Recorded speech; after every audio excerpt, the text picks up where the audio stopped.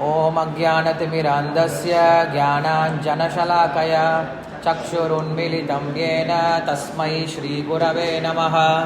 श्रीचैतन्यमनोभीष्टं स्थापितं येन भूतले स्वयं रूप कदा मह्यं ददाति स्वपदान्तिकं।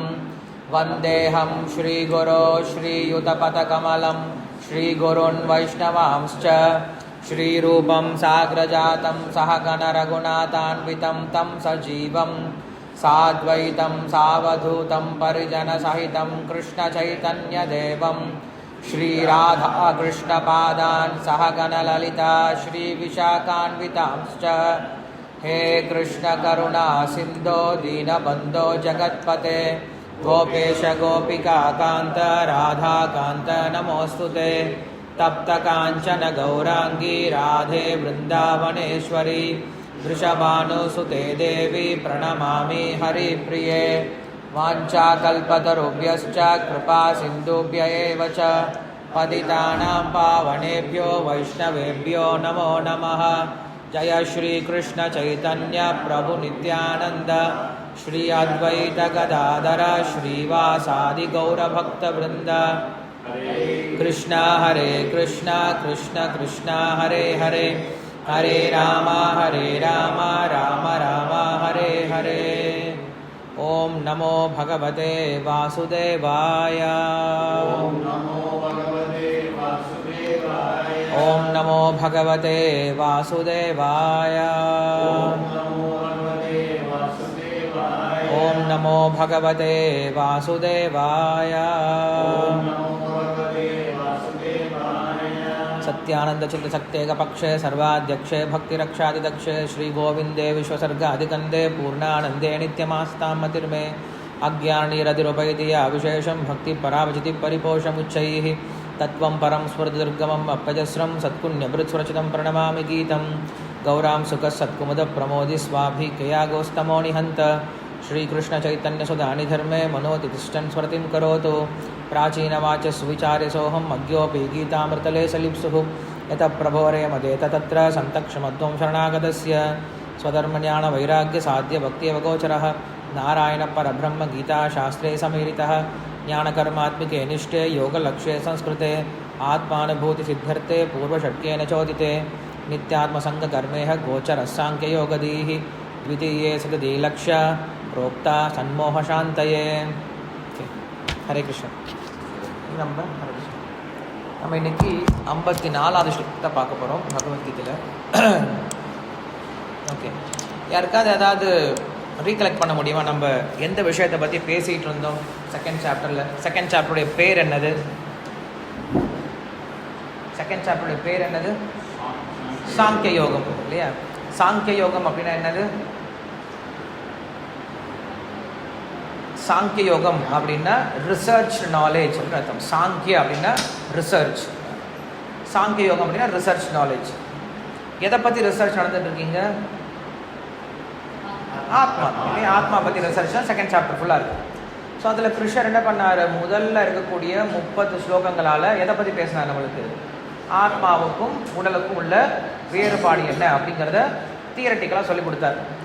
அதில் நமக்கு என்ன சொன்னார்? ஆத்மாவை அழிக்க முடியாது அப்படின்னு ஒரு ஸ்டேட்மெண்ட் சொன்னார். ஏன் ஆத்மாவை அழிக்க முடியாது?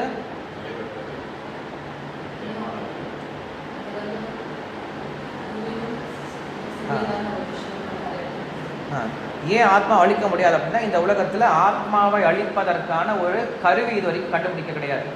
ஏன்னா இந்த உலகத்தில் அழிவு அப்படின்னா என்னதான்? ஆட்டத்தினுடைய டிசல்யூஷன் தான் நம்ம என்ன சொல்கிறோம்? அழிவு அப்படின்னு சொல்கிறோம். அது ஆட்டத்தை உடைக்கிறது, அது வேறு. நான் சொல்கிறது ஒரு ஆப்ஜெக்ட்னு சொல்லி சொன்னோம் அப்படின்னா, object is made up of ஆட்டம்ஸ்னு சொல்கிறோம் இல்லையா? சாலிட் அப்படின்னு எப்படி இருக்கும்? ஆட்டம்ஸ் எல்லாமே ரொம்ப க்ளோஸ்டாக இருக்கும், க்ளோஸ் பாண்டிங்கில் இருக்கும். லிக்விட் அப்படின்னா ரொம்ப லூஸான பாண்டிங்கில் இருக்கும் இல்லையா? ஸோ அப்போ அழிவு அப்படிங்கிறது என்ன அப்படின்னா, இந்த பாண்டிங்கை பிரிக்கிறதுக்கு பேர் தான் என்ன சொல்கிறோம்? ஒரு பொருள் அழிச்சு போயிடுது அப்படின்னு சொல்கிறோம். அப்போ இந்த உலகத்தில் ஒரு பொருளை அழிப்பதற்கு இந்த பாண்டிங்கை பிரிக்கிறது நம்மளுக்கு இதர் வெப்பன் தேவைப்படலாம், இல்லை நெருப்பு தேவைப்படலாம், இல்லை தண்ணீர் தேவைப்படலாம், இல்லை காற்று வச்சு என்ன பண்ணலாம்? இந்த ஆட்டத்தை நம்ம பிரிச்சிட முடியும். இப்படி தான் அழிவு நடைபெறும். ஆனால் இந்த ஆத்மாவானது ஒரு அணுவை காட்ட ரொம்ப சின்னதாக இருக்கிறதுனால என்ன பண்ண முடியாது? நம்மக்கிட்ட ஒரு வெப்பனுமே கிடையாது இந்த ஆத்மாவை அழிப்பதற்கு அப்படின்ற விஷயம் ஞாபகம் வச்சுக்கணும். ஏன் ஆத்மாவை அழிக்க முடியாது அப்படின்னு நம்ம என்ன பண்ணணும், இதை ப்ரெசென்ட் பண்ண தெரியும். ஏன்னா கிருஷ்ணர் சொன்னார், கிருஷ்ணர் ஏன் சொல்கிறார் அப்படின்னு தெரியணும், ரீசன் தெரியணும் இல்லையா. ஸோ நம்ம இந்த கிளாஸில் நிறைய முறை பேசிகிட்டு இருக்கோம், நான் ஞாபகம் வச்சுக்கோம். ஆத்மாவை ஏன் அழிக்க முடியாது அப்படின்னா, ஏன்னா ஆத்மா அப்படிங்கிறது அணுவை காட்டிலும் ரொம்ப சின்ன பொருளாக இருக்கிறதுனால, இந்த உலகத்தில் அணுவை காட்டிலும் சின்ன பொருளை அழிப்பதற்கு நம்மக்கிட்ட ஒரு கருவி இல்லாதனால ஆத்மாவை அழிக்க முடியாது. சரி, இந்த ஆத்மா அழிவற்றது, ஆத்மான்னு பேசிட்டு இருக்கோம், இந்த ஆத்மா நம்மளால ஏன் புரிஞ்சிக்க முடியல அப்படின்னு சொல்லி கேட்கும் பொழுது, அப்போதான் கிருஷ்ணன் என்ன சொன்னார், ஏன் ஆத்மா நம்மளால உணர முடியல, நிலையில் இருக்கும் அப்படின்னா என்ன அர்த்தம், கர்மபந்தம் அப்படின்னு சொல்லி சொன்னார் இல்லையா. ஸோ கர்மபந்தம் இருக்க வரைக்கும் நம்மளுக்கு இந்த உடல் தான் ஞாபகம் வருமே தவிர ஆத்மா ஞாபகம் வராது. ஏஷாபீத சாங்கிய புத்தி யோகம் இமாம்சனும் புத்தியாயுக்தையா பார்த்த கர்மபந்தம் பிரகசியசி அப்படின்னு ஒரு ஸ்லோகம் சொன்னார், ஞாபகம் கிடைக்கிறேன். 33ஆம் ஸ்லோகம், 2வது அத்தியாயத்தில் 33ஆம் ஸ்லோகம். எப்போ கர்மபந்தம் உடையுதோ அப்போ என்ன பண்ண முடியும், நீங்கள் ஆத்மாவை உணர முடியும் அப்படின்னு சொன்னார். சரி, கர்மபந்தத்தை எப்படி உடைக்கிறது அப்படின்னா, முதல்ல கர்மபந்தம் எப்படி ஏற்பட்டது அப்படின்னு தெரிஞ்சுக்கணும். எப்படி ஏற்பட்டதுன்னு தெரிஞ்சால் தான் அதை உடைக்க முடியும். கர்மபந்தத்துக்கான காரணம் என்னது, 3 காரணங்கள். நான், என்னுடையது, எனக்காக அப்படின்ற இந்த ஞானம் தான் நம்மளுக்கு கர்மத்திற்கான முக்கியமான காரணமாக இருக்கு. நான் இதில் செயல்பாடு முக்கியம் கிடையாது, புத்தி தான் முக்கியம். நான் உங்களுக்கு இந்த உதாரணம் கொடுத்தேன். சென்னைக்கு பஸ்ஸில் ஏறி போகிறாங்க, அதில் பேசஞ்சர் ஒருத்தர் உட்காந்துட்டு போகிறாரு, டிரைவர் உட்காந்துட்டு போகிறாரு. நான் பேசஞ்சர்கிட்ட கேட்குறேன் எங்கே போகிறீங்கன்னு கேட்டேன். அவர் என்ன சொன்னார், சென்னை போகிறேன்னு சொல்லி சொன்னார். டிரைவர்கிட்ட கேட்டேன் நீங்கள் எங்கே போகிறீங்கன்னு சொல்லிட்டு, நான் டியூட்டிக்கு போகிறேன்னு சொல்லி சொன்னார்.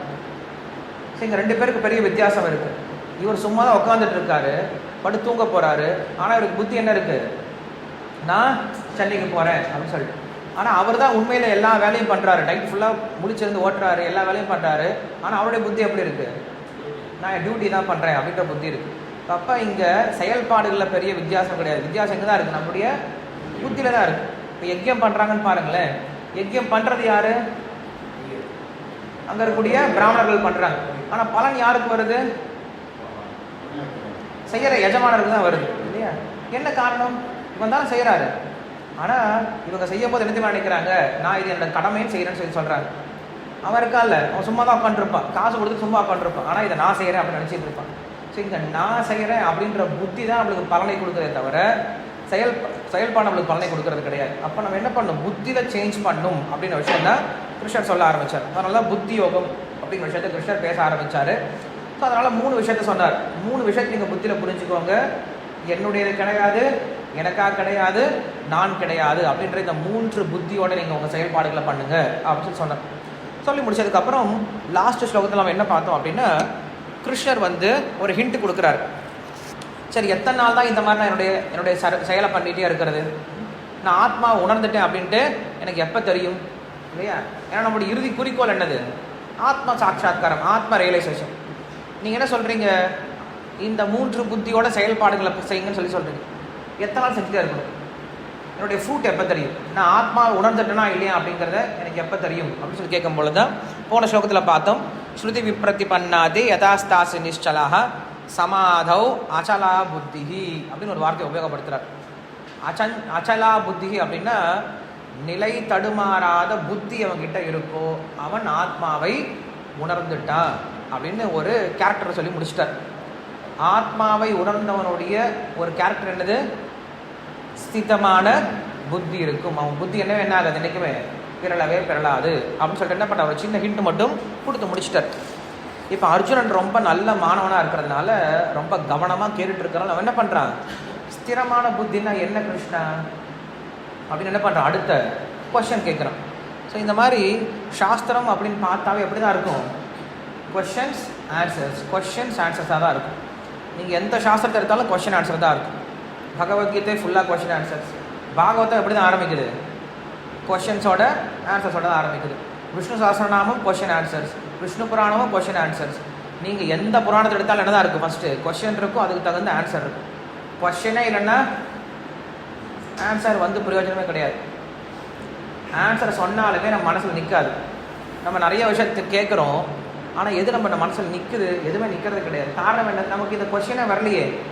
கொஸ்டின் வந்தால் தான் நம்ம அதை பற்றி யோசிப்போம், அதை பற்றி நம்ம உள்ளே வாங்குவோம். நம்மளுக்கு கொஸ்டினே வராத போது நம்ம அதை பற்றி பெருசாக கண்டுக்க மாட்டோம். அதனால தான் சாஸ்திரம் சொல்லுது, கொஷின் கேட்க கற்றுக்கோங்க அப்படின்னு சொல்லி சொல்லுது. அதோ பிரம்ம ஜிக்யாசா அப்படின்னு ஆரம்பிக்கும். மனித வாழ்க்கையுடைய முதல் கடமை என்னதான்னா கொஷின்ஸ் கேட்குறதா. அதோ பிரம்ம ஜிக்யாசா அப்படி ஃபஸ்ட்டு அப்படி தான் ஆரம்பிக்குது. ஸோ நம்ம கொஷின் கேட்குற வரைக்கும் தான் நம்ம என்ன பண்ணுவோம், நிறைய விஷயத்த தெரிஞ்சுக்க முயற்சி பண்ணுவோம்.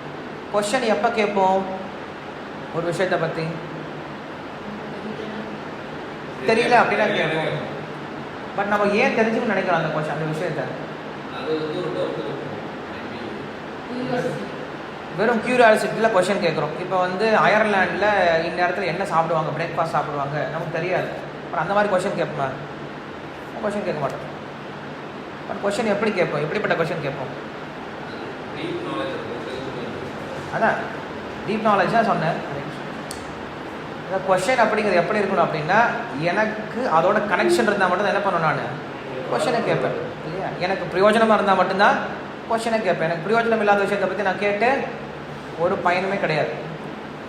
அப்போ என்ன பண்ணும், எனக்கு பிரயோஜனமான விஷயம் என்னன்னு ஃபஸ்ட்டு யோசிக்கணும். நம்ம இப்போ என்ன கொஷின் கேட்குறோம் தெரியுமா, எனக்கு பிஸ்னஸ் ஆப்பர்ச்சுனிட்டிஸ் எங்கே இருக்குது இல்லையா, நான் இந்த பொருளை எங்கே கம்மி விலையில் வாங்க முடியும், நான் இந்த நபரை போய் எப்படி மீட் பண்ண முடியும் இல்லையா. இதெல்லாம் நம்மளுக்கு கொஷின்ஸாக இருக்குது. காரணம் என்னது, நம்ம மைண்ட் ஃபுல்லாக இந்த தாட் ப்ராசஸ் தான் இருக்குது இல்லையா. ஸோ அப்போ நாம் எதை கோலாக வச்சிட்ருக்கோமோ அதை பேஸ் பண்ணி நம்மளுக்கு கொஷின்ஸே வரும். நம்முடைய கோல் செட் பண்ணிக்கிறோம், அந்த கோலில் இருந்தால் கொஷின்ஸ் வர ஆரம்பிக்கும், பிரயோஜனமான கொஷின்ஸ். நம்ம கோல் செட் ஆகவே இல்லைன்னா நம்மளுக்கு அதில் கொஷின்ஸே வரவே வராது. ஃபார் எக்ஸாம்பிள் இப்போ ராதாஷ்டமி வந்தது. ஸோ ராதாஷ்டமிக்கு யாருமே நம்ம கொஷின் கேட்கல. ஓகே ராதாஷ்டமி வரப்போகுது, நம்ம இதை எப்படி செலிப்ரேட் பண்ண போகிறோம், எந்த மாதிரி பீப்புளை கூட்டிகிட்டு வர போகிறோம், நம்ம அவங்களை எப்படி என்கேஜ் பண்ண போகிறோம், அவங்களுக்கு நம்ம எப்படி கிருஷ்ணா கான்ஷியஸாக இன்ட்ரடியூஸ் பண்ண போகிறோம், யாருக்குமே இந்த கொஷின் வரவே இல்லை. ராதாஷ்டமிக்கு வரணுமா இல்லையான்ற கொஷினை யாருக்குமே ஃபஸ்ட்டு வரவே இல்லை. ராதாஷ்டமின்னு ஒன்று இருக்கா இல்லையான்ற கொஷினை யாருக்குமே வரவே இல்லை. என்ன காரணம், ஏன்னா அது நம்முடைய மைண்ட்லே கிடையாது. நம்முடைய மைண்டில் கிருஷ்ணா கான்ஷியஸ்னஸ் அப்படின்றது கிடையாது இல்லையா. நம்முடைய மைண்டில் ஃபுல்லாமே பிஸ்னஸ் கான்ஷியஸ்னஸ் இருக்கிறதுனால நம்ம என்ன பண்ணுறோம், அதை நோக்கியே போயிட்டுருக்கோம். என்ன பண்ணுறோம், இப்போ நம்ம இதை சைட்டில் ஒரு முன்னாடியே பேசணும், அதெல்லாம் பற்றி பேசணும், கொஞ்சம் பிளான் பண்ணுறதுக்கு டைம் இருந்துச்சு. ராதாஷ்டமிங்கிறது முதல் நாள் ஏதோ வாட்ஸ்அப்பில் பல மெசேஜ் தான், அது ஒரு மெசேஜாக வந்துச்சு. இது என்னன்னு தெரிஞ்சுக்கிறதுக்குள்ள ப்ரோக்ராம் முடிஞ்சு போயிடுச்சு. அதான் அப்போ தெரியல, அது வந்து முன்னாடியே கேலண்டர் பார்க்குறோம், எல்லாமே பார்க்குறோம். ஏகாதேசியை ஓரளவு பிளான் பண்ணி ஆல்டர்னேட்டிவ் வீக்ஸில் ஷெடியூல் பண்ணி போகிறோம். இந்த மாதிரி இதை வந்து கொஞ்சம் அட்வான்ஸாக எப்படி கிருஷ்ண ஜென்மாஷ்டமிக்கு எப்படி சொல்லியிருக்காங்க அது மாதிரி ஒரு 50 டேஸ்க்கு முன்னாடியே சொல்ல ஆரம்பித்தோம்னா மேபி கொஞ்சம் அதுக்கு பிளான் பண்ணி அதை வரமாங்கிறது பிளான் 15 டேஸ் முன்னாடினா ஜென்மாஷ்டமி முடிஞ்சு 15 நாள் ராதாஷ்டமி வந்துடும். ஒன்லி 15 டேஸ் தான் இருக்குது. அதான் நம்மளுக்கு அந்த நாலேஜ் பண்ணோம். பட் பெரிய லெவலில் பண்ணல, இந்த அளவு தான், இந்த டைம் தான் நான் வந்து கரெக்ட். இல்லை நான் வந்து இதை குறையாக சொல்லலை, பட் நம்முடைய ஸ்டேஜ் பொசிஷனை சொல்கிறேன். இப்போ நானும் அப்படி தான் இருந்தேன். ராதாஷ்டமி பற்றி நானும் பிளான் பண்ணவே இல்லை. கடைசி 2 நாள் தான் பிளான் பண்ணேன். கடைசி 2 நாளில் பிளான் பண்ணி ஸ்டூடெண்ட்ஸை கூப்பிட்டு வந்து ப்ரோக்ராம் பண்ணோம். ஸோ அப்போ நமக்கு வந்து இதை பற்றி ப்ரியாரிட்டி கிடையாது. இப்போ எங்கள் கம்பெனியில் பார்த்தீங்கன்னா ஒரு மாதம் முன்னாடி சார்ட் போட்டு வச்சுருவாங்க. அடுத்த மாதம் என்னெல்லாம் ஈவெண்ட்ஸ் வரப்போகுது, நான் என்னெல்லாம் பண்ண போகிறேன், பிளான் போட்டு வச்சுருவாங்க. பட் நம்மளுக்கு ஸ்பிரிச்சுவல் பிளான் அப்படிங்கிறது நம்ம இன்னும் பண்ண ஆரம்பிக்கல. கொஞ்சம் கொஞ்சமாக அதை பண்ண ஆரம்பிக்கணும். அதாவது நம்முடைய ப்ராக்டிக்கல் லைஃப்பில் கொஞ்சம் கொஞ்சம் கொண்டு வரணும். நமக்கு இப்போ தான் லைட்டாக ஆசை வந்துட்டுருக்கு இல்லையா, ஸ்பிரிச்சுவல் ஆசை இப்போ தான் லைட்டாக வந்துட்டுருக்கு. ஸோ அதை நம்ம கொஞ்சம் கொஞ்சமாக தான் வளர்க்க ஆரம்பிக்கணும். திடீர்னு தண்ணி ஊற்றினாலும் செடியெல்லாம் வீணாக போயிடும். கொஞ்சம் கொஞ்சம் வளர்க்க ஆரம்பிக்கலாம். பட் நம்ம எங்கே போய் சேரணும் அப்படிங்கிற டெஸ்டினேஷனை தெரிஞ்சுக்கணும், அவ்வளோதான் விஷயம். நம்ம உடனே பர்ஃபெக்ஷன் அடைய முடியாது, பட் பர்ஃபெக்ஷன் நோக்கி போகணும் இல்லையா. ஸோ எந்த வழியில் போகணும்னு தெரியும், அந்த வழியை தான் சொல்லிக் கொடுக்குறோம். அப்போ இந்த சித்தப்பிரக்கினை பற்றி என்ன பண்ணாருன்னா கொஷின் கேட்குறாரு. ஏன்னா அவர் அதை பற்றி யோசிச்சுட்டு இருக்கார். இப்போ யோசிச்சு பாருங்கள், அர்ஜுனனுக்கு மைண்ட் செட்டே மாறி போயிடுச்சு. இதுக்கு முன்னாடி வரைக்கும் சண்டை போடலாமா வேண்டாமா அப்படின்னு பேசிகிட்டு இருந்தவன் இப்போ என்ன பண்ணுறான், திடீர்னு ஃபிலாசபிக்குள்ளே போயிட்டான். சுற்றி எல்லாரும் சண்டை போட்டுருக்காங்க, அடிச்சிட்டு இருக்காங்க. நம்மளுக்கு தெரியல மகாபாரதம் எப்படி நடந்ததுன்னு சொல்லி தெரியாது. ஏன்னா இவங்க 2 பேர் பேசிகிட்டு இருக்க வரைக்கும் அவங்க சும்மா இருப்பாங்களா, ஏதோ பேசிகிட்டு இருக்காங்க போல இருக்கு, நம்ம சும்மா உட்காந்து கவனிச்சுட்டு இருக்கோம், என்ன பண்ணலாம் அப்படின்னு சொல்லிட்டு அவங்க பாட்டு பாடிட்டு இருப்பாங்களா, கண்டிப்பாக கிடையாது. ஏன்னா ஆல்ரெடி சங்கம் ஊதிட்டாங்க. சங்கம் ஊதினாவே என்ன அர்த்தம், சண்டை ஆரம்பிச்சிருச்சுன்னு அர்த்தம். அப்போ இந்த பகவத்கீதை அப்படிங்கிறது சண்டைக்கு நடுவில் தான் சொல்லப்பட்டிருக்கு. சுற்றி எல்லா இடத்துலையும் அடிச்சுட்டு ஆடுறாங்க, எல்லா இடத்துலையும் பயங்கர போர் நடந்துகிட்ருக்கு. ஆனால் இவங்க 2 பேர் எப்படி இருக்காங்க, ரொம்ப பீஸ்ஃபுல்லாக உட்காந்து கேட்டுட்டு இருக்காங்க. அது இவன் கொஸ்டின் வேறு கேட்குறான், கிருஷ்ணா இது எப்படி ஒருத்தனுக்கு ஸ்திரமான புத்தி வரும் அப்படின்ட்டு கொஸ்டின் கேட்குறான். இன்றைக்கி பார்க்கக்கூடிய ஸ்லோகம் பார்த்தா இந்த ஸ்லோகத்திலேருந்து ஆரம்பித்து நமக்கு இந்த அத்தியாயம் முழுவதும் நமக்கு என்ன சொல்லிக் கொடுக்க போகிறாங்க அப்படின்னா, ஞான யோகி எப்படி இருப்பான், ஞான யோகி அப்படின்னா ஞானத்தில் நிலை பெற்ற நபர் எப்படி இருப்பார் அப்படின்ற விஷயம் தான் கிருஷ்ணர்கிட்ட அர்ஜுனன் கொஸ்டின் கேட்க போகிறார். ஸோ கொஸ்டின் கேட்குறது ரொம்ப முக்கியம் அப்படின்னு தான் இதில் நம்ம தெரிஞ்சுக்கிறோம். அர்ஜுன உவாச்ச ஸ்தித பிரஜ்ஞஸ்ய கா பாஷா சமாதிஸ்தஸ்ய கேஷவ ஸ்திததி கிம் பிரபாஷேத கிமாசீத வ்ரஜேத கிம். ஓகே, நம்மளுக்கு இங்கே டிரான்ஸ்லேஷன் இருக்குது, படிக்கலாம். Arjuna said, "O Keshava, what is the description of this person situated in realization of Atma, the Sthita Prajna, in agitating circumstances? How will he speak?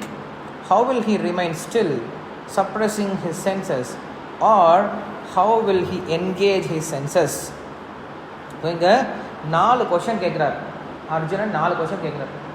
முதல்ல ஸ்தித பிரக்ஞன் அப்படின்னா அவனுடைய குவாலிஃபிகேஷன் எப்படி இருக்கும், ஆத்மாவை உணர்ந்தவனுடைய அடையாளம் எப்படி இருக்கும், ஃபஸ்ட்டு விஷயம். அடுத்த 3 கொஸ்டின் எப்படி இருக்கும் அப்படின்னா, ஒரு டிஸ்டர்பன்ஸ் சுச்சுவேஷனில் அவர் எப்படி அந்த டிஸ்டர்பன்ஸ் சுச்சுவேஷனை டீல் பண்ணுவார் அப்படின்ற விஷயம். ஃபஸ்ட்டு கேரக்டரை பற்றி சொல்லிட்டார். ஒரு சிசப்பிரக்யன், ஒரு சிச்சுவேட்டட் ஃபிக்ஸ்டு இன்டெலிஜென்ஸ் உள்ள பர்சன் எப்படி இருப்பார், ஜென்ரல் கேரக்டர் கொடுத்துட்டார். கேட்குறார் ஜென்ரல் கேரக்டர் எப்படி இருக்குன்னு சொல்லிட்டு கேட்டு முடிச்சுட்டு, சரி அவருக்கும் டிஸ்டர்பன்ஸ் சுச்சுவேஷன் வரும் இல்லையா, ஏன்னா ஃபிக்ஸ்டு இன்டெலிஜென்ஸாக இருந்தாலும் டிஸ்டர்பன்ஸ் சுச்சுவேஷன் கண்டிப்பாக வரதான் செய்யும். அந்த டிஸ்டர்பிங் சுச்சுவேஷனில் அவர் எப்படி அந்த டிஸ்டர்பன்ஸை ஹேண்டில் பண்ணுறாரு, இதுதான் நம்ம ரொம்ப முக்கியம் இல்லையா. ஸோ அதுதான் அடுத்த 3 question. In அஜிடேட்டிங் circumstances how will he speak, எப்படி பேசுவார் அப்படின்னு சொல்லி சொல்கிறார். எப்படி பேசுவார்னா என்ன அர்த்தம், தனக்குள்ளார அவர் எப்படி சமாதானப்படுத்திப்பார் அப்படின்னு அர்த்தம். ஏன்னா உள்ள இருக்கக்கூடிய மனசு என்ன பண்ணும், நம்மள அஜிடேட் பண்ணி இதை செய், இதை இருக்கணும், இப்படி இருக்கணும், அப்படி இருக்கணும் உள்ள நம்ம மனசு சொல்லிகிட்டே இருக்கும். ஸோ நம்ம யாரை சமாதானப்படுத்தணும், முதல்ல மனசமாதானப்படுத்திட்டா போதும். நம்ம மற்றவங்க வாய் அடைக்க தேவை, நம்ம மன சமாதானப்படுத்தி நம்ம சைலண்ட்டாக இருந்துட்டா போதும். அதான் இங்கே சொல்கிறாரு, தன்னுடைய மனசோடு அவர் எப்படி பேசுவார், எப்படி புலன்களை வந்து பேசுவார் இல்லையா. How will he speak and how will he remain still, எப்படி அவர் வந்து அந்த சுச்சுவேஷனில் வந்து ரொம்ப அமைதியாக இருப்பார் அப்படின்னா இங்கே வந்து தன்னுடைய புத்தியை அவர் எப்படி உபயோகப்படுத்துவார் அப்படிங்கிற விஷயம். அடுத்தது suppressing his senses or how will he engage his senses. மாற்றுப்பாதை தான் இருக்கணும்ல, டிஸ்டர்பிங் சுச்சுவேஷனில் என்ன பண்ணும், ஏதாவது மாற்றுப்பாதைக்கு போகணும், வேறு என்ன மாற்றுப்பாதை அவர் எடுத்துப்பார் அப்படிங்கிறது தான் இங்கே கொஷின். ஸோ இங்கே நம்மளுக்கு 4 கொஷின் கேட்குறாரு. இந்த 4 கொஷினுக்கு என்ன பண்ணார்னா கிருஷ்ணர் வந்து இந்த அத்தியாயம் முழுவதும் நம்மளுக்கு பதில் இருக்க போகுது. ஸோ இங்கே முக்கியமாக நம்ம பேச வேண்டிய விஷயம் என்ன அப்படின்னா, ஸ்திரமான புத்தி உடையவரை பற்றி தான் பேச போகிறோம். இதுக்கு பேர் தான் ஸ்தித பிரக்யன் அப்படின்னு சொல்லி பேசுவார். ஸ்தித அப்படின்னா சிச்சுவேட்டட் இல்லையா, ப்ராப்பர்லி சிச்சுவேட்டட், நிலையான. பிரக்ஞ அப்படின்னா பிரகிருஷ்ட ரூபேன ஞானஹ, ஞானம் அப்படின்னா தெரியும், புத்தி இல்லையா, அறிவு. பிரகிருஷ்ட பிரக்ஞான அப்படின்னா ஸ்பெஷல் நாலேஜ் அப்படின்னு அர்த்தம், ஸ்பெஷலைஸ்ட் நாலேஜ். ஸோ எப்படி ஒருவர் இந்த ஸ்பெஷலைஸ்டு நாலேஜில் ஃபிக்ஸ்டாக இருப்பார். எந்த ஸ்பெஷலைஸ்டு நாலேஜில், நான் ஆத்மா அப்படின்ற நாலேஜில். மற்றதெல்லாமே வந்து நார்மல் நாலேஜ், நான் ஆத்மான்னு புரிஞ்சுக்கிறேன்ல, இதுதான் ஸ்பெஷலைஸ்ட் நாலேஜ். ஸோ ஸ்தித பிரக்ஞன் எப்படி இருக்காருன்னா, நான் ஆத்மா அப்படின்ற அந்த நாலேஜில் எப்படி சிச்சுவேட்டடாக இருக்கார் அப்படிங்கிறது தான் இந்த கொஷின்.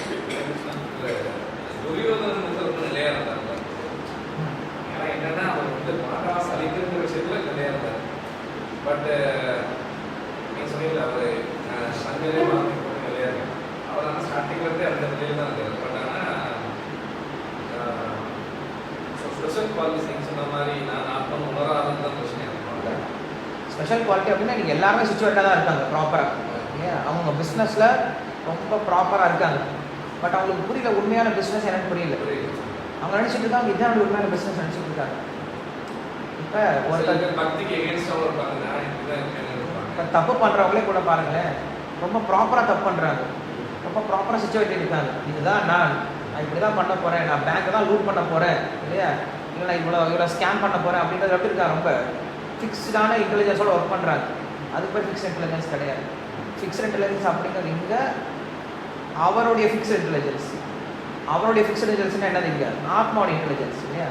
நம்ம இப்போ எப்படிப்பட்ட இன்டெலிஜென்ஸ் இருக்கோம் அப்படின்னா உடலோட இன்டெலிஜென்ஸ் தான் செயல்பட்டு இருக்கும். நம்முடைய உண்மையான இன்டெலிஜென்ஸ் அப்படிங்கிறது ஆத்மாவிலிருந்து வரணும். இப்போ நம்ம பொய்யான இன்டெலிஜென்ஸ் வாழ்ந்துட்டு இருக்கோம். ஒரு பைத்தியம் போல், ஒரு பைத்தியம் என்ன பண்ணாருன்னா அவரும் ஃபிக்ஸ்டாக தான் இருக்கார். தான் டிராஃபிக் போலீஸ் அப்படிங்கிற பொய்யான ஒரு இன்டெலிஜென்ஸ் ஃபிக்ஸ்டாக இருக்கார். அதையும் அவர் பர்சீவ் பண்ணுறாரு. அவர் அதுக்காக நம்ம போய் டிராஃபிக் போலீஸை சேர்த்துவிட முடியாது இல்லையா. அவர் என்ன பண்ணணும், மாற்றணும். அவரை மாற்றி அவருடைய ஓன் இன்டெலிஜென்ஸ் கொண்டு வரணும் இல்லையா. ஸோ அதான் இங்கே சொல்ல வராங்க. இப்போ இங்கே 4 கொஷின்ஸ் கேட்குறாரு. இந்த 4 கொஷின்ஸு கமெண்ட்ரி படித்து பார்த்தா தெரியும். When the Lord spoke thus, Arjuna, wanting to know the characteristics of the Sthitaprajna mentioned in the previous verse, a person situated in realization of Atma asks questions. There are 4 questions in this verse. One concerns the situation in Samadhi or realization. The 3 other are concerning the same person in Samadhi when subjected to agitating circumstances. Yeah. How does one describe ka bhashaha, a person whose intelligence is fixed, sthitaprajnasya, or the person situated in samadhi, samadhistasya? Bhasha means that by which something is described. By which qualities can the sthitaprajna be defined? So first definition கொடுத்துட்டாரு. Fixed intelligence, fixed ஆத்மா intelligence வச்சுக்கலாமே இல்லை. Fixed intelligence சொல்லி சொல்கிறது காட்டிலும் fixed ஆத்மா intelligence அவர் எப்படி describe பண்ணுறார், அவர் எப்படி டிஃபைன் பண்ண போகிறோம் அப்படிங்கிறது first question. When that person becomes subjected to agitating circumstances, how will he behave? How will his words or actions be distinguished from those of others? On receiving praise or blame, affection or hate, what will he say externally and internally? இதான் சொல்கிறேன். Him பிரபாஷேத அப்படின்னா how will he say. நம்ம என்ன பண்ணுவோம், வெளியில் பேசுறது ரொம்ப முக்கியம் கிடையாது, உள்ளே பேசணுமே இல்லையா. வெளியில் நம்ம என்ன பண்ணுறோம், சமாதானம் பேசாமல் தெரியும் நினைக்கும், ஆனால் உள்ளே குத்திக்கிட்டே இருக்கும், இல்லை சரி இல்லை வேண்டாம் வேண்டாம்னு சரி, உள்ளே பேச தான் முக்கியம். அதான் சொல்கிறார், internally and externally. How will he stop the senses from going to sense objects? Kima asita. And not stopping the senses, how will he receive those sense objects? Kim vrajeta. These last 3 are expressed with verbs in the potential mood. If it were to happen, what would he do? இது grammar லாஸ்ட்டில் வரும், தேவையில்லை. சரி, இதற்கு ராமானுஜர் எப்படி பதில் சொல்ல ஆரம்பிக்கிறார் அப்படின்னா 54 முடித்தோம் இல்லையா, 55, 56, 57, 58 இந்த 4 ஆன்சர் வருது. இது அப்படியே ரிவர்ஸில் கொண்டு வரார். முதல்ல 58, அதுக்கப்புறம் 57, 56, 55 4 விதமாக புரிஞ்சுக்கணும்னு சொல்கிறார். கிருஷ்ணன் என்ன சொல்லிட்டாருன்னா, ஃபஸ்ட்டு பர்ஃபெக்ஷனை சொல்லிட்டார். பர்ஃபெக்ஷன் அடையிறதுக்கான அடுத்தடுத்த ஸ்டெப்பு சொல்கிறார். நம்ம என்ன பண்ணோம், ஃபஸ்ட்டு ஸ்டெப்ஸுக்கு போயிடலாம், அதுக்கப்புறம் பர்ஃபெக்ஷனுக்கு போகலாம். நீங்கள் 55 பார்த்தீங்கன்னா பர்ஃபெக்ஷன், அதான் டெஃபினேஷன். அவர் கேட்ட ஃபஸ்ட்டு விஷயம் என்னது, டெஃபினேஷன் தான் கேட்குறாரு. டெஃபினேஷன் அப்படிங்கிறது என்னது, ஆத்மஞான உடையவனுடைய டெஃபினேஷன். அது பர்ஃபெக்ஷன் ஸ்டேஜ் இல்லையா, பர்ஃபெக்ட் ஸ்டேஜ். நம்ம பர்ஃபெக்ட் ஸ்டேஜுக்கு நேராக போகிறத காட்டிலும் ஸ்டெப்ஸு இல்லையா, இதெல்லாம் நம்ம செஞ்சால் நம்ம அதை அடைய முடியும் அப்படிங்கிற ஸ்டெப்ஸு. என்ன பண்ணுறாரு அவர், ரிவர்ஸில் நம்ம எக்ஸ்பிளைன் பண்ணுறாரு. 58லேருந்து ஆரம்பிக்கிறேன், 58க்கு போகலாம். நம்ம 58 ஸ்லோகம் எடுத்துக்கோங்க.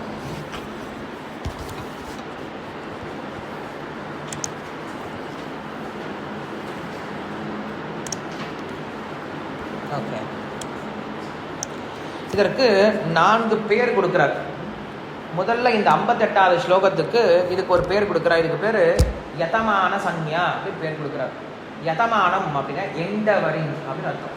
எண்டவரிங் நாலேஜ், யதமான சஞ்ஞா. அடுத்தது 57வது, இதுக்கு பேர் வத்திரேக சம்யா அப்படின்னு சொல்லுவார். வத்திரேகம் அப்படின்னா டைவர்ட்டிங் சம்திங், அதுக்கு பேர் வத்திரேகம் அப்படின்னு சொல்லுவோம். அதுக்கப்புறம் 56வது ஸ்லோகத்துக்கு பேர் ஏகேந்திரிய சம்யா அப்படின்னு சொல்லுவார். ஏகேந்திரிய அப்படின்னா last one left, we have to deal with that last one, that is called ஏகேந்திரிய சம்யா. 4வது கடைசியில் சொல்கிறது அப்படிங்கிறது வசீகார சம்யா, ஃபுல்லி கண்ட்ரோல்டு ஸ்டேஜ் அப்படின்றது வசீகார சம்யா அப்படின்னு சொல்லுவார். இப்போ நம்ம பார்க்க போகிறது யதமான சம்யா, எண்டவரிங் ஸ்டேஜ் அப்படின்னு சொல்லுவார். என்ன சொல்கிறாருங்க 2வது அத்தியாயத்தில் 58வது ஸ்லோகம். யதா சம்ஹரதே சாயம்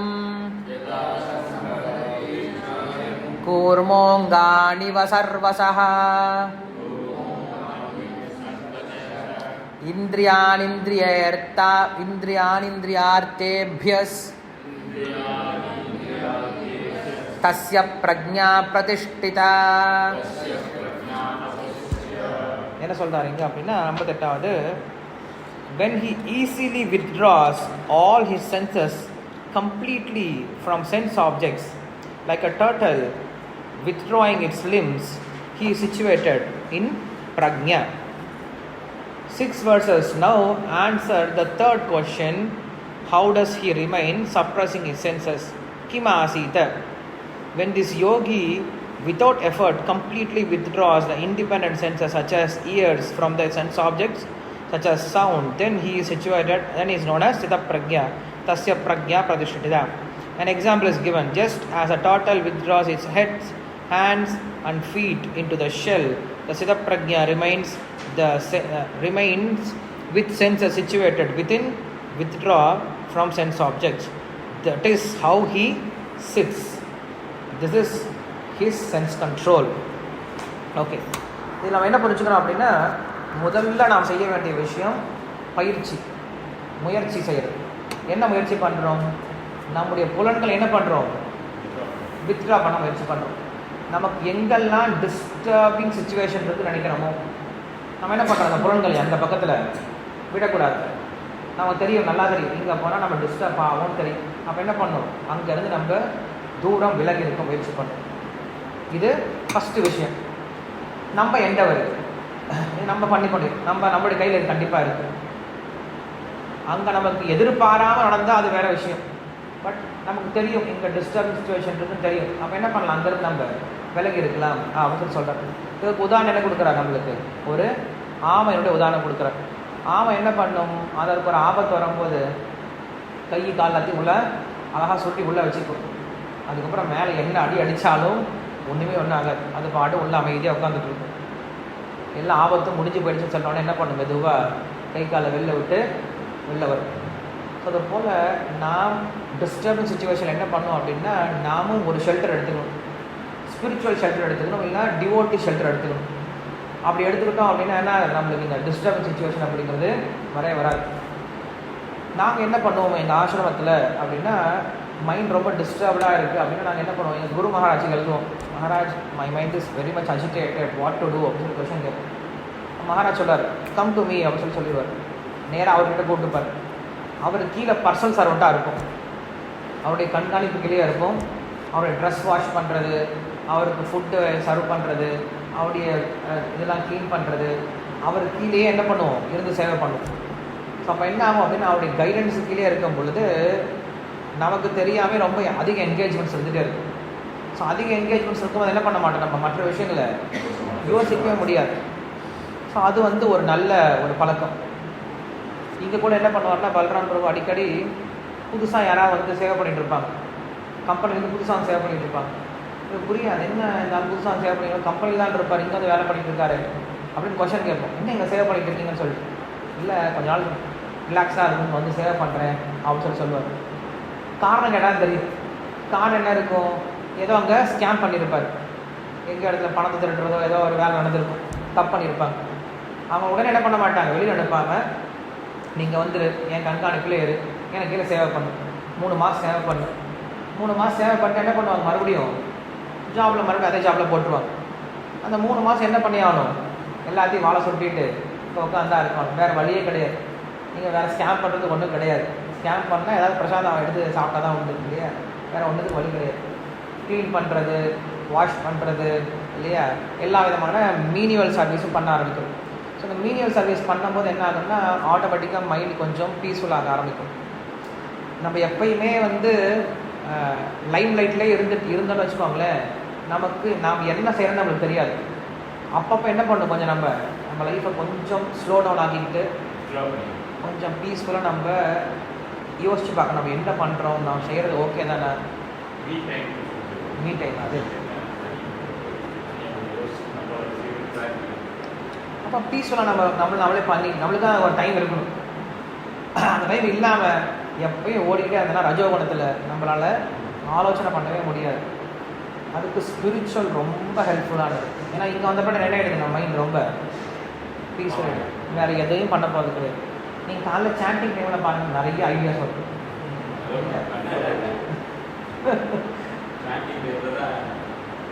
புது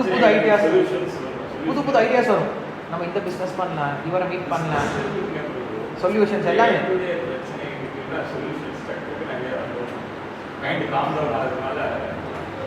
ஆனால் எடுத்துகிட்டே பண்ணும், அது எல்லாத்தையும் விளக்கிட்டு ஜபம் பண்ணும், அதுதான் ரொம்ப முக்கியம். ஆனால் நம்மளுக்கு மைண்ட் அப்போ தான் வந்து நிறைய கொடுத்துட்டு டிஸ்டர்ப் பண்ணிட்டே இருக்கு. அதுக்கு நாங்கள் என்ன பண்ணணும், ஒரு சொல்யூஷன் என்ன பண்ணால் பக்கத்தில் ஒரு பேப்பர் வச்சுருப்போம். பேப்பர் வச்சுட்டு மைண்டில் ஒரு தாட் வந்தோன்னே என்ன பண்ணுவோம், அதை பேப்பரில் போட்டுருவோம். பேப்பரில் வந்துருச்சுன்னா மைண்ட் வந்து எடுத்துடலாம், இல்லை அது மைண்டில் கண்டம்ப்ளேட் பண்ணிகிட்டே இருக்கும். அப்புறம் திரும்பி பார்த்தா பேப்பர் ஃபுல்லாகிடும் இல்லையா, அந்த மாதிரி இருக்கக்கூடாது. என்ன பண்ணால் சாண்டிங் பண்ணும்போது டிவோட்டிஸோட உட்காந்து சாண்ட் பண்ணணும். சுற்றி ஒரு 10 பேர் உட்காந்து சாண்ட் பண்ண வச்சுக்கோங்களேன், மைண்டு வேறு எங்கேயுமே போகாது. நீங்கள் மற்ற கோயிலெலாம் போய் பாருங்கள், நம்ம பூனை எல்லாம் போய் போனோம், எப்படி இருந்தது அந்த கோயிலில், எல்லாரும் சுற்றி உட்காந்து சாண்ட் பண்ணாங்க. நம்ம கௌரங்க ப்ரோவை பார்க்க போனோம்ல, அந்த டெல்லியில் ஒரு இடத்துல, அங்கே 4 பேர் தான் இருந்தாங்க. அந்த இடத்துல 4 பேர் தான் இருந்தாங்க. அந்த 4 பேர் உட்காந்து என்ன பண்ணார், அவர் சாண்ட் பண்ணார். அவர் எந்திரிக்கவே இல்லைல்ல, 16 மாலை முடிக்கிறதுக்கு எந்திரிக்கவே இல்லை. உட்காந்து 16 மாலை முடிச்சுட்டு டிவோட்டிஸ்களோட சாண்ட் பண்ணி முடிச்சுட்டு அதுக்கப்புறம் தான் மற்ற வேலைக்கே போனார். மற்றதெல்லாம் வெயிட் பண்ணலாம், இதுதான் ரொம்ப முக்கியம் அப்படின்னு சொல்லிட்டு ஃபஸ்ட்டு இதுக்கு முக்கியத்துவம் கொடுத்தார். ஸோ அப்போ நம்ம இந்த ஒரு ஷெல்டர் எடுத்துக்கணும், டிவோட்டிஸ் அசோசியேஷன் அப்படின்னு ஷெல்டர் எடுத்துக்கணும். அது எப்படி எடுத்துக்க முடியும், டைரக்ட் அசோசியேஷன் இல்லைன்னா அட்லீஸ்ட் என்ன பண்ணலாம், லெக்சர்ஸையாவது கேட்கலாம், இல்லை கீர்த்தன் கேட்கலாம். லெக்சர் கேட்க விருப்பம் இல்லை, நம்ம என்ன பண்ணலாம், அட்லீஸ்ட் நல்ல கீர்த்தன்ஸ் கேட்க ஆரம்பிக்கலாம். ஸோ நமக்கு எப்பெல்லாம் மைண்ட் டிஸ்டர்ப்டாக இருக்கும், நம்ம மைண்டை இப்படி டைவர்ட் பண்ண முயற்சி பண்ணணும். ஏதாவது சின்ன லெக்சர்ஸ் கேட்கலாம், சின்ன கீர்த்தன்ஸ் கேட்கலாம். இப்போ நம்ம எப்படி டைவர்ட் பண்ணுறோம், ஏதாவது ரீல்ஸ் பார்க்க ஆரம்பிச்சிடும் இல்லையா. இப்போ அது வந்து ஒரு பெரிய பழக்கமாக மாறி போயிடுச்சு. ஒன்ஸ் உள்ளே போயிட்டோம் அப்படின்னா 1 மணி நேரம் 2 மணி நேரம் ஈஸியாக போயிடுது, நமக்கே தெரிய மாட்டேங்குது. இந்த மாதிரி இல்லாமல் இங்கே அதான் பேசுகிறார். ஓகே, இது யதமான சஞ்ஞா அப்படின்னு சொல்கிறார். புலன்களை நம்முடைய கட்டுப்பாட்டுக்குள்ள கொண்டு வரது அப்படின்னு சொல்கிறோம். இது 58. 57 அடுத்த நிலைக்கு போகிறார். 57 என்ன அப்படின்னு பார்க்கலாம்.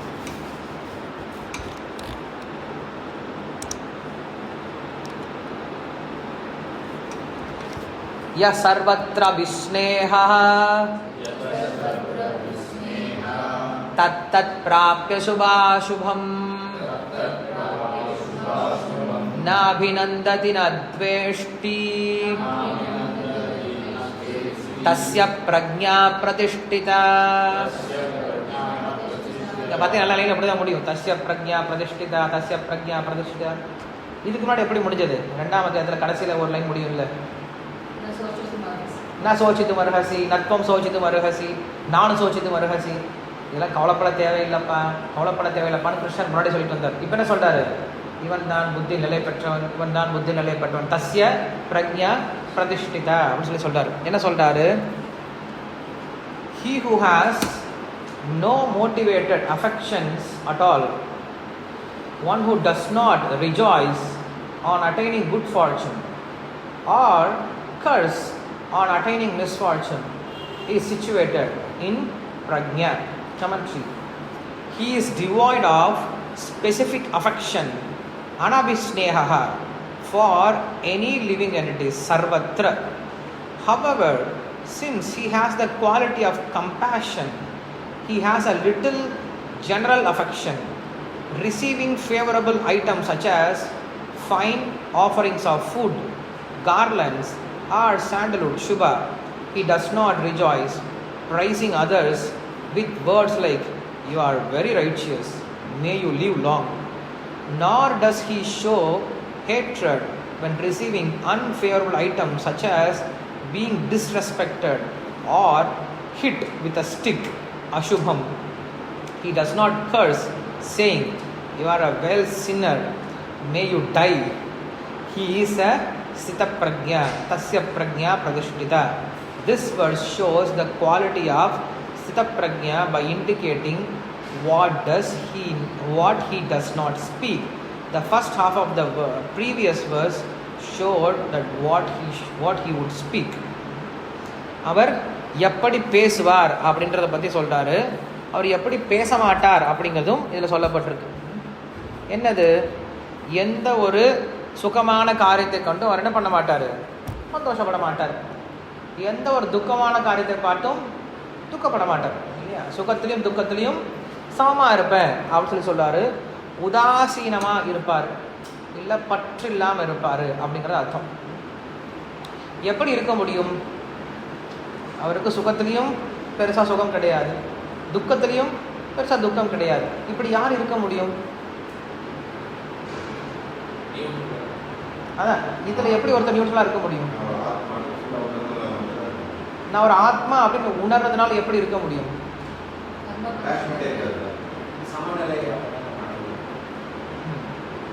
நீங்கள் ஏதாவது ப்ராக்டிக்கல் எக்ஸாம்பிள் கொஞ்சம் யோசிச்சு பாருங்களேன். இதுக்கு ஏதாவது ப்ராக்டிக்கல் எக்ஸாம்பிள் ஏதாவது சொல்ல முடியுமா? யோசிச்சு பாருங்க.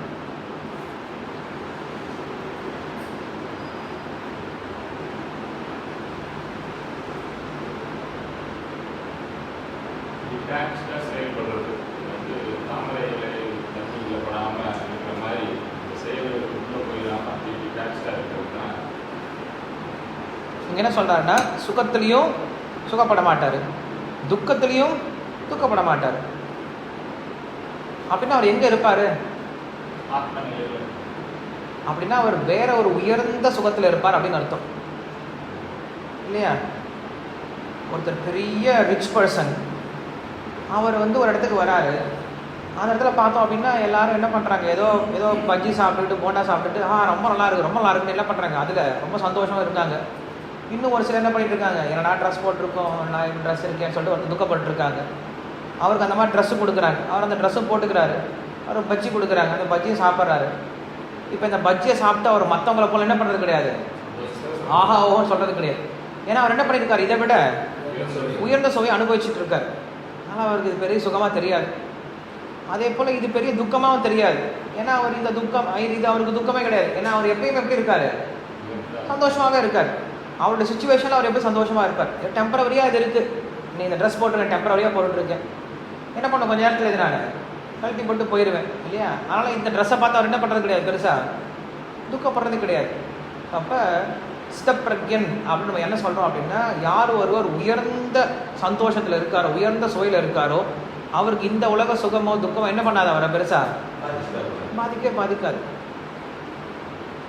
இப்போ வேறு ஏதாவது எக்ஸாம்பிள் சொல்லுங்கள் நீங்கள். இதுக்கு ஏதாவது யோசிச்சு சொல்லுங்க, உடனே சொல்ல வேண்டாம், யோசிச்சு சொல்லுங்க.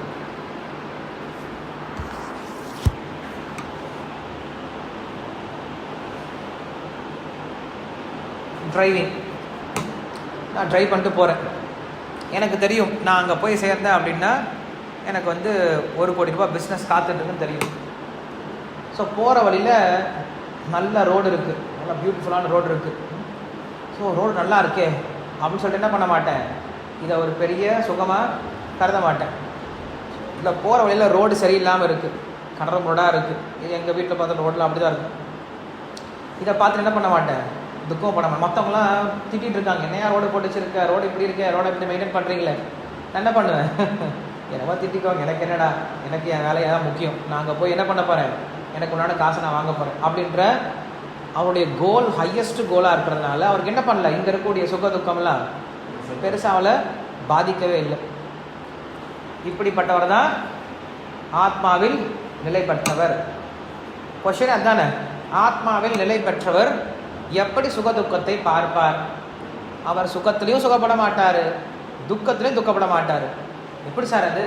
அவர் தான் ஆத்மா உணர்ந்தவர், ஏன்னா அவர் ஆத்ம சந்தோஷத்தில் இருக்கார் இல்லையா, அதனால் இந்த உலகத்து சுகமோ துக்கமோ அவர் என்ன பண்ணாரு, பாதிக்கவே பாதிக்காது. கொஸ்டனுக்கு ஆன்சர் தானே, அவன் கேட்ட கொஸ்டனுக்கு இது ஆன்சர் சொல்கிறார். நீ எப்படி ஆத்மா உணரணும் அப்படிங்கிறது ஆல்ரெடி பதில் சொல்லிட்டார். நம்ம மறுபடியும் அந்த பதில் இந்த இந்த இந்த ஸ்லோகத்தை எதிர்பார்க்கக்கூடாது. நம்ம என்ன பண்ணுறோம்னா, நம்மளுக்கு இன்னும் பதில் தெரியாததுக்கெல்லாம் நம்ம ஒவ்வொரு ஸ்லோகத்தை எதிர்பார்த்துட்ருக்கோம். நம்ம அதெல்லாம் கடந்து வந்துட்டோம். இப்போ இந்த ஸ்லோகத்தில் என்ன கொஸ்டினோ அதுக்கு தான் ஆன்சர் இருக்குது. இந்த ஸ்லோகத்தில் என்ன பதில் சொல்கிறார் அவர், ஆத்மாவை உணர்ந்தவன் எப்படி பேசுவான் அப்படின்னு பேசுவார். எப்படி பேசுவான், எங்கே பேசுறது, உள்ளே பேசணும் இல்லையா, உள்ளே தன்னை எப்படி சமாதானப்படுத்திப்பான் அப்படின்னு அர்த்தம். இப்படி தான் சமாதானப்படுத்திப்பார். நம்ம என்ன சொல்லுவோம், அங்கே போய் பார்த்துக்கலாம்டா, இதெல்லாம் நமக்கு தேவையில்லைடா. நம்ம மைண்ட் நம்மளே சமாதானப்படுத்துகிறோம்ல, ரோடு எப்படி இருந்தால் நமக்கு என்ன இல்லையா, நமக்கு தேவை நம்ம கோல், ஹையஸ்ட் கோல் 1 கோடி ரூபாய் இல்லையா. அப்போ நம்ம என்ன பண்ண, நம்மளே நம்ம சமாதானப்படுத்திப்போம். இதுதான் பேசுறது. So how does he speaks to his mind, he speaks about his ultimate goal. So நாம் என்ன பண்ணோம்னா, இந்த மாதிரி சுச்சுவேஷன் வரும்போது நாமளே பேசி சமாதானப்படுத்திக்கணும். நம்மளை யார் சமாதானப்படுத்த முடியும், நாம தான் நம்மளை சமாதானப்படுத்திக்கணும். மனசுக்குள்ளே இறங்கி யாரும் நம்மளை சமாதானப்படுத்த முடியாது. நாம் எப்படி சமாதானப்படுத்திக்க முடியும் அப்படின்னா, இதை விட பெஸ்ட் ஆப்பர்ச்சுனிட்டியை நம்ம என்ன பண்ணுறோம், யோசித்து நாமே சமாதானப்படுத்திக்கிறோம். இப்போ பிஸ்னஸில் லாஸ் வருது, எப்படி நம்ம சமாதானப்படுத்திக்க முடியும், ஒன்று நம்ம கீழே இருக்கவங்கள பார்க்கணும், பாரு அவன் தான் எவ்வளோ கஷ்டப்பட்டுருக்கான், இதுக்கு நான் எவ்வளோ பரவாயில்ல, நம்மளே சமாதானப்படுத்திக்கிறோம். இல்லையா, இந்த வருஷம் போனால் என்ன, அடுத்த வருஷம் டபுளாக எடுத்துடலான்டா, அப்படி சமாதானப்படுத்திக்கலாம் இல்லையா. ஸோ அப்போ நமக்குள்ளேயே நம்ம தான் என்ன பண்ணி ஆகணும், பேசி ஆகணும், சமாதானப்படுத்திக்கணும். ஸோ இங்கே தான் சொல்கிறார், சிதப்பிரக்யன் அப்படின்னா தனக்குள்ளார என்ன பண்ணுவார், எல்லாத்தையும் சமாதானப்படுத்திப்பார். சுகம் வந்தாலும் இதெல்லாம் என்ன சுகமா, இது எப்படி முடிய போகுது அப்படின்னு நல்லா தெரியும். துக்கம் வந்தாலும் இது ஒரு பெரிய துக்கமே கிடையாது இல்லையா, இதுவும் தற்காலிகமானது தான். அப்படி என்ன பண்ணுவார் அவர், 2 விதத்துலையும் டிஸ்டர்ப் ஆக மாட்டார் அப்படின்னு தான் சொல்கிறாரு. இதற்கு பேர் நம்ம என்ன சொல்கிறோம், வத்திரேக சம்யா அப்படின்னு சொல்கிறார். வத்திரேகம்னா டைவர்ட்டிங், நம்ம டைவர்ட் பண்ணிடுறோம், நம்முடைய அட்டென்ஷனை டைவர்ட் பண்ணிடுறோம். இது வத்திரேக சம்யா. ஓகே, 56வது ஸ்லோகம்.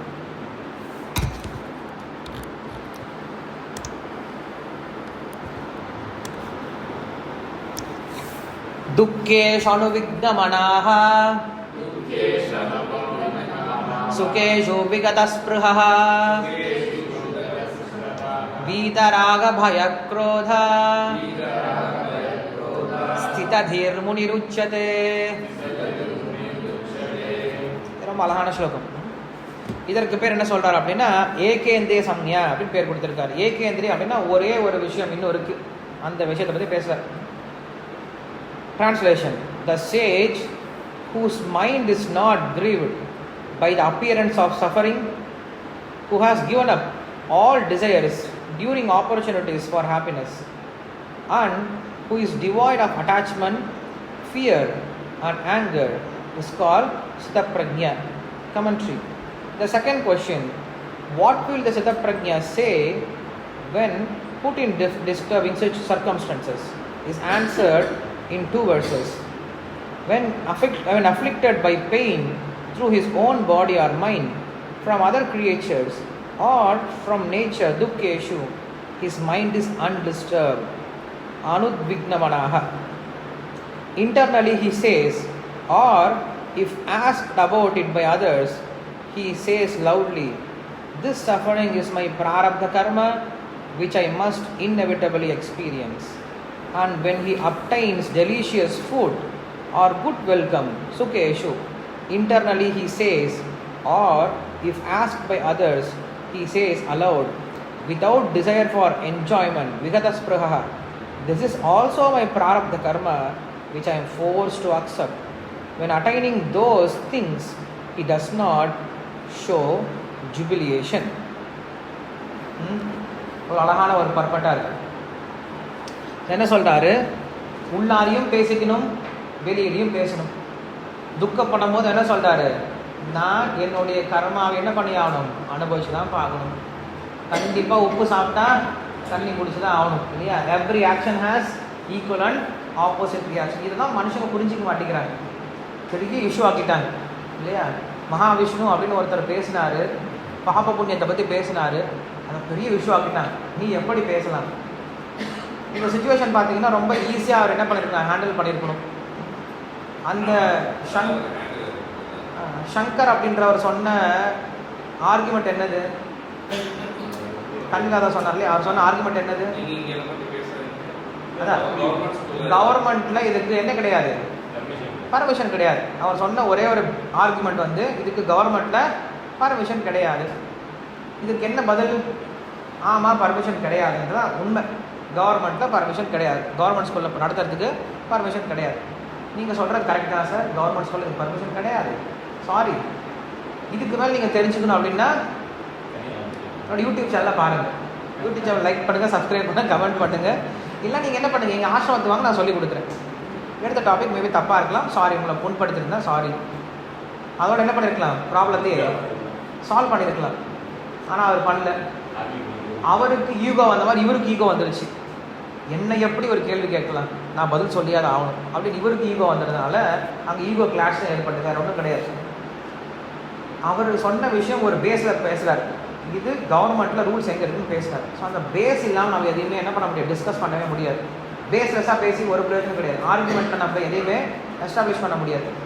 அடுத்த கொஸ்டின், பாப்பம் இருக்கா புண்ணியம் இருக்கா, பாப புண்ணியம் இருக்கா இல்லையா அப்படிங்கிறது அடுத்த கொஸ்டின்.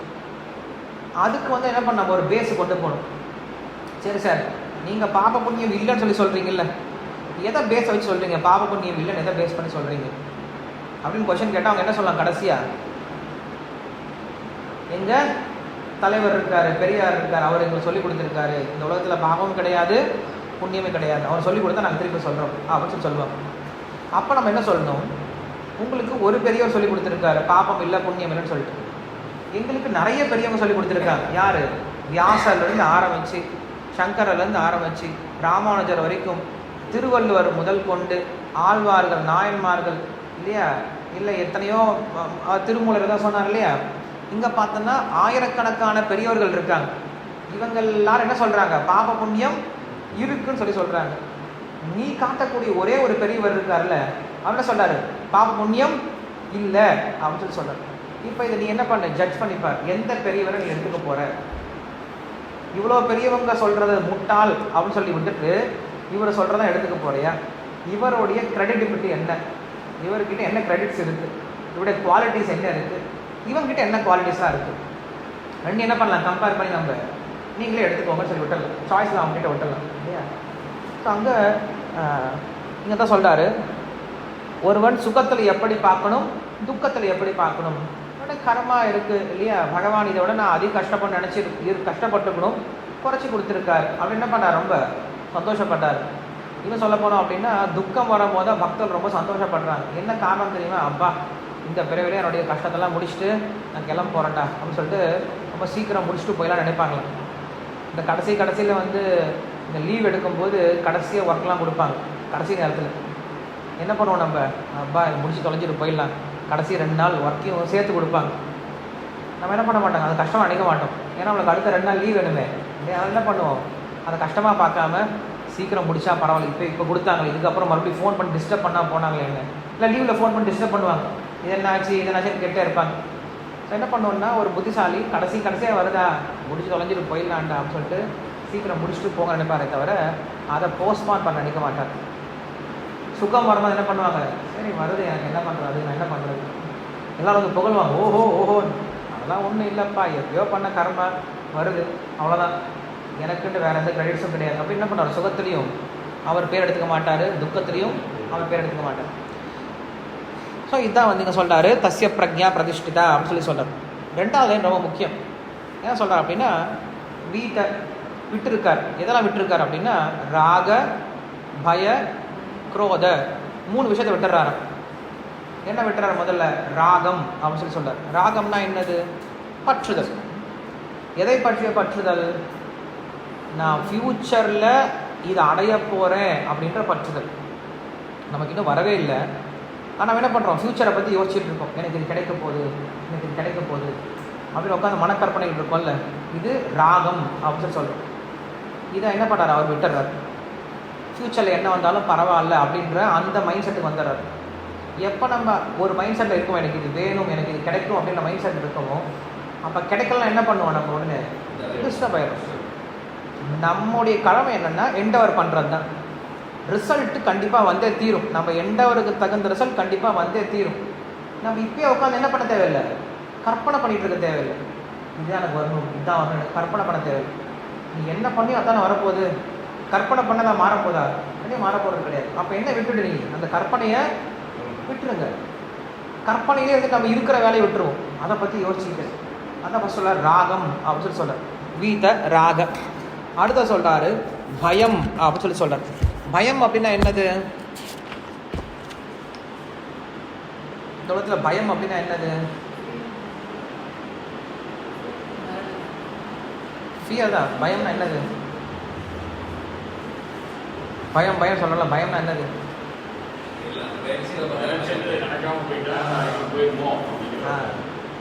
நமக்கு பிடிச்ச விஷயம் நம்மள தூரம் விலகி போயிடுச்சுன்னா பயம் வரும். பிடிக்காத விஷயம் நம்மளுக்கு வந்துடுமோ அப்படின்னு நினைக்கிறது பயம். ரெண்டே தான். நம்மளுக்கு பிரியமான விஷயங்கள் என்னது? தூரம் போயிடுது.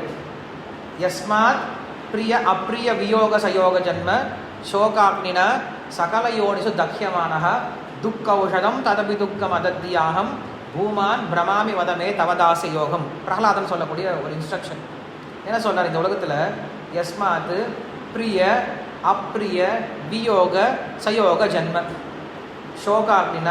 எல்லாரும் பயத்தில் இருக்காங்க. எப்படிப்பட்ட பயம் தெரியுமா? தனக்கு பிடிக்காதவங்களோடையே சேர்ந்து வாழணும். வாழ்க்கையில் நமக்கு யாரை பிடிக்காதோ அவங்களோடைய வாழ்க்கை ஃபுல்லாக சேர்ந்து வாழ்ந்தே ஆகணும். நமக்கு யாரை பிடிக்குமோ அவங்க கூட நம்ம சேர்ந்து வாழவே முடியாது. நமக்கு என்ன பிடிக்குமோ அது நம்மளுக்கு கிடைக்கவே கிடைக்காது. என்ன நம்மளுக்கு தேவையே இல்லை அதான் நமக்கு என்ன பண்ணும் வாழ்க்கையில் வந்து வாலண்டியராக வந்து சேரும் இல்லையா? ஸோ இதுதான் இப்படிப்பட்ட வாழ்க்கையில் தான் எல்லாம் வாழ்ந்துட்டு இருக்காங்கன்னு சொல்லி சொல்கிறேன். சோகாக்னினா சகல யோனிசு தக்யமானக. எல்லாரும் எரிஞ்சிட்டு இருக்காங்க. சோகம்ன்ற அக்னியில் எரிஞ்சிட்டு இருக்காங்க. எப்படிப்பட்ட அக்னி? பிடிச்சவங்க ரொம்ப பிரிஞ்சிருக்கணும், பிடிச்ச விஷயத்துலேருந்து பிரிஞ்சிருக்கணும், பிடிக்காத விஷயத்தோடையே வாழ்க்கை நடத்தி ஆகணும் இல்லையா? இப்படிப்பட்ட சோகத்தில் தான் எல்லாரும் வாழ்ந்துட்டு இருக்காங்க. சரிப்பா, அதுக்கு ஒரு சொல்யூஷன் கண்டுபிடிக்கலாமா அப்படின்னு கிளம்புறோம். துக்க உஷதம் ததப்பி துக்கம் அப்படின்னு சொல்லி சொல்கிறேன். நான் எதோ சொல்யூஷன் கண்டுபிடிச்சனோ ஒரு ப்ராப்ளத்துக்கு, அந்த சொல்யூஷனே பெரிய ப்ராப்ளமாக அது நிற்குது இல்லையா? நாம் இந்த உலகத்தில் எதெல்லாம் சொல்யூஷன் நினைக்கிறோமோ அந்த சொல்யூஷன் மறுபடியும் என்ன வரும்? நம்மளுக்கு திருப்பியும் ப்ராப்ளம் தான் கொடுக்கும். நிறைய எக்ஸாம்பிள் நம்ம எடுத்து பேசலாம் இது. அதனால் சொல்கிறாரு பூமான் பிரமாமி வதமே தவதாச யோகம். உன்னுடைய கனெக்ஷனை கூட நரசிம்ம, இந்த ஒரு கனெக்ஷன் தான் எனக்கு என்ன பண்ணும்? இந்த சோக அக்னியை விளக்குமே தவிர இந்த உலகத்தில் நான் எந்த அளவுக்கு யார்கிட்ட சேர்ந்தாலும் யாரை விட்டு விலகினாலும் அது எனக்கு சொல்யூஷனே ஆகாது. ஒரே ஒரு சொல்யூஷன் ஸ்பிரிச்சுவல் சொல்யூஷன் மட்டும்தான்.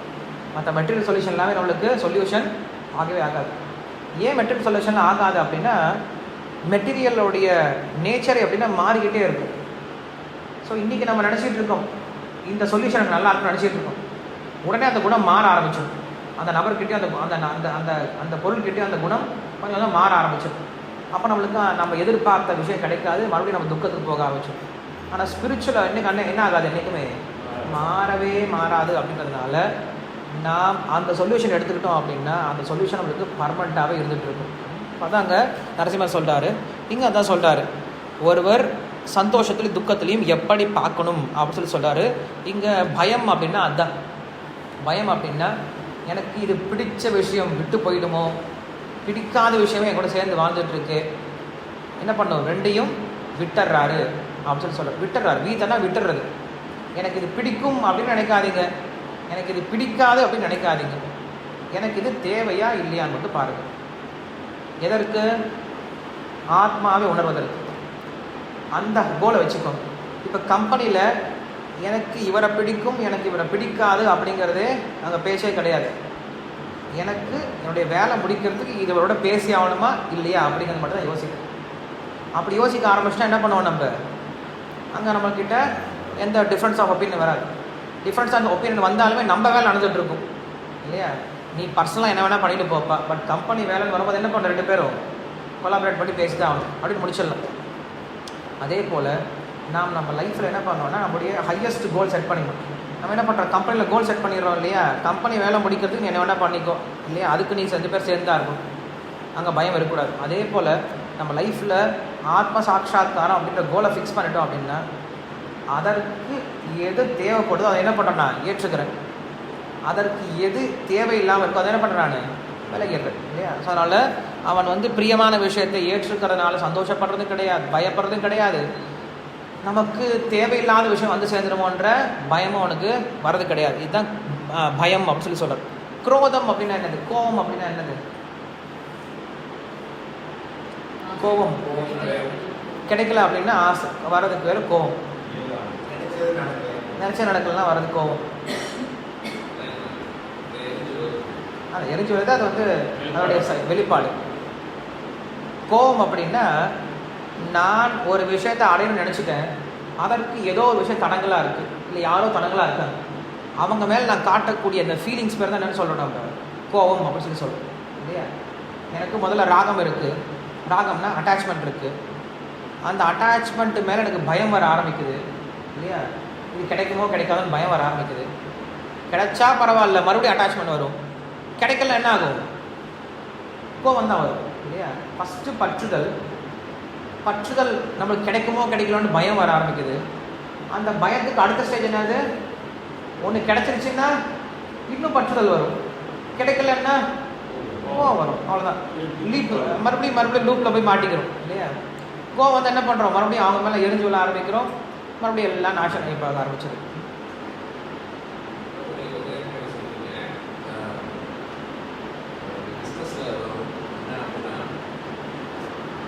கடமை செய் ரிசல்ட் வர்றது என்ன ஆச்சுன்னா, நம்ம இதுலேயே இந்த டைலாக் கிளாஸஸ் சொல்கிறது இருக்குது. ஸோ அவங்க சொல்கிற டைலாக்கே நான் இந்த வேலை செய்கிறேன், ரிசல்ட் என் வேலை இல்லை, நான் வேலையை செய்கிறேன். அப்போ அவங்க அந்த ரிசல்ட்டை நோக்கி ஒர்க் பண்ணுற மைண்ட் செட்டே இன்னும் நினைக்கிறேன். ஏன்னா அதான் ரொம்ப சொல்லியிருக்காருல்ல, கடமை செய் ரிசல்ட் வரணும். ஸோ அந்த ரிசல்ட்டுக்கு கொண்டு வர்றதுக்கு என்ன வழிங்கிற திங்கிங்கே அவங்களுக்கு அதை யோசிக்க மாட்டேங்கிறேன். அப்போ நான் இந்த வேலையை செஞ்சுட்டேன், அதாவது எப்படி இருக்குன்னா, நான் இந்த ப்ராடக்ட் பண்ணிட்டேன், கஸ்டமரை அடி தெரியும், அப்படி ஒரு மைண்ட் செட்டில் இருக்காங்க. தவிர கஸ்டமரை வர வைக்கிறதுக்கு அதை ரிசல்ட் எப்படி கொண்டு வரது திங்கிங் வரதில்லை. அப்போ இந்த வார்த்தையை நான் தவறாக புரிஞ்சுக்கிறேன். கரெக்ட். இதனால தான் எனக்கு கோபம் வரும். நீங்கள் சொன்ன ரிசல்ட் இங்கே ரிசல்ட்டை எதிர்பார்க்காத அப்படின்னு சொல்லும் போதே கிருஷ்ணர் ரொம்ப தெளிவாக சொல்லி கொடுத்தாரு. தாழ்ந்த ரிசல்ட் எதிர்பார்க்காத அப்படின்னு தான் சொல்லி சொன்னார். இங்கே ப்ராடக்டை பண்ணுறது வந்து அவனுடைய கடமை கிடையாது, அந்த ப்ராடக்டை கஸ்டமர் சாட்டிஸ்ஃபேக்ஷனோட பண்ணுறது தான் அவனுடைய கடமை இல்லையா. அவன் எதுக்காக ஹையர் பண்ணியிருக்கோம்? கஸ்டமரை சாட்டிஸ்ஃபை பண்ணுற மாதிரி ப்ராடக்ட் செஞ்சு கொடுக்கணும் அப்படிங்கிறது தான் அவனுடைய கடமை. அவன் என்ன பண்ணுறான்? பாதி கடமையை செஞ்சுட்டு அவன் என்ன பண்ணுறான்? தன்னுடைய கடமையிலேருந்து ஓடி போகிறதுக்கு என்ன பண்ணுறான்? இப்படி ஒரு சென்டென்ஸை யூஸ் பண்ணுறான். இப்போ அர்ஜுனன் என்ன சொல்லலாம்? நான் போர் செய்வேன், நான் போர் செய்கிறேனோ செய்யலையோ எனக்கு தெரியாது கிருஷ்ணா, அவுட்கம் எனக்கு தேவையில்லை அப்படின்னு சொல்லிட்டு அவன் ஏழாம் போர் செய்ய முடியாது. போர் செய்யணும், பெஸ்ட்டாக செய்யணும். இதுக்கு முன்னாடி என்ன செஞ்சுட்டு இருந்தேன்? எனக்காக நினச்சி பண்ணேன், இப்போ கிருஷ்ணருக்காக நினைவோட பண்ண போகிறேன். ஸோ அப்போ ரிசல்ட்டை எதிர்பார்க்காத அப்படின்னா என்ன தெரியுமா அர்த்தம்? உனக்குன்னு ரிசல்ட் எதிர்பார்க்காது, தாழ்ந்த ரிசல்ட் எதிர்பார்க்காது, உயர்ந்த ரிசல்ட் எதிர்பாரு அப்படின்னு அர்த்தம். ஸோ கடமையை செய் அப்படின்னா என்ன தெரியுமா அர்த்தம்? நான் ஏதோ என் வேலையை முடிச்சிட்டேன் அப்படிங்கிறது பேர் கடமை செய்கிறது கிடையாது. அந்த கடமையை நீ செஞ்சதனுடைய பலன் இருக்குல்ல, அந்த ஃபுல்ஃபில்மெண்ட் வரணும் இல்லையா, அதுதான் நம்ம கடமைன்னு சொல்லி சொல்கிறோம்.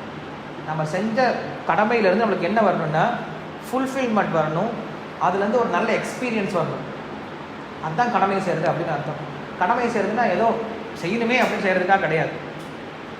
நாம் கடமை எதுக்காக செய்கிறோம் அப்படின்னா நம்முடைய அட்டாச்மெண்ட்டை கொஞ்சம் கொஞ்சமாக விளக்குறது தான் கடமையை செய்கிறோம். ஸோ அப்போ நாம் இந்த கடமையை செய்யும் பொழுது அதான் நான் சொன்னேன், ஆர்ட் ஆஃப் ஒர்க்கிங் சொல்லி பேசணும். ஆர்ட் ஆஃப் ஒர்க்கிங்னா என்னது? நான் செஞ்ச வேலையை திரும்ப செய்யாமல் இருக்கிறதுக்கு பேர் ஆர்ட் ஆஃப் ஒர்க்கிங் இல்லையா. ஸோ அப்போ நான் ஒரு ப்ராடக்டை கொடுக்குறேன் அப்படின்னா அந்த ப்ராடக்டில் மறுபடியும் பக்கே வராமல் அதை பர்ஃபெக்டாக செஞ்சு கொடுக்குறேன்ல, அவங்க சாட்டிஸ்ஃபேக்ஷனுக்கு பார்த்துட்டு வா வெரி குட் அப்படின்னு சொல்கிறாங்க இல்லையா. இந்த ரிசல்ட் எதிர்பார்க்கணும். இந்த ரிசல்ட் எதிர்பார்க்காம அப்பா முடிச்சிட்டேன்டா, என் வேலை முடிஞ்சதுடா, இந்த ரிசல்ட் எதிர்பார்க்காம தான் கிருஷ்ணர் சொல்கிறார். கடமையை செய், இந்த ரிசல்ட் எதிர்பார்க்காது. எந்த ரிசல்ட்டை? உயர்ந்த ரிசல்ட் அப்பா என் வேலை முடிஞ்சிருச்சு, இது ரிசல்ட்டு நினைக்கிறான் அவன். இது ரிசல்ட்டே கிடையாது இல்லையா. நம்ம உயர்ந்த ரிசல்ட் எதிர்பார்க்கறமே தவிர தாழ்ந்த ரிசல்ட் எதிர்பார்க்கலாம் தான் சொல்கிறாரே தவிர ரிசல்ட்டே எதிர்பார்க்காம கடமை செய்யணும் யாருமே சொல்ல மாட்டாங்க. அது முட்டாள் கூட சொல்ல மாட்டாங்க. கிருஷ்ணா ரொம்ப க்ளீனாக சொல்கிறாரு, எனக்காக செய், எனக்காக செய்தான் சொல்கிறார். அப்போ நீங்கள் என்ன தெரியுமா சொல்லணும்? கடமை செய்யணும்ப்பா.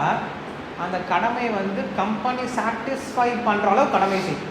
நீ சாட்டிஸ்ஃபை பண்ணுறதுக்காக கடமை செய்யாது, கம்பெனி சாட்டிஸ்ஃபேக்ஷனோட கடமை செய்யும். அப்படிதான் சொல்லி அவங்களுக்கு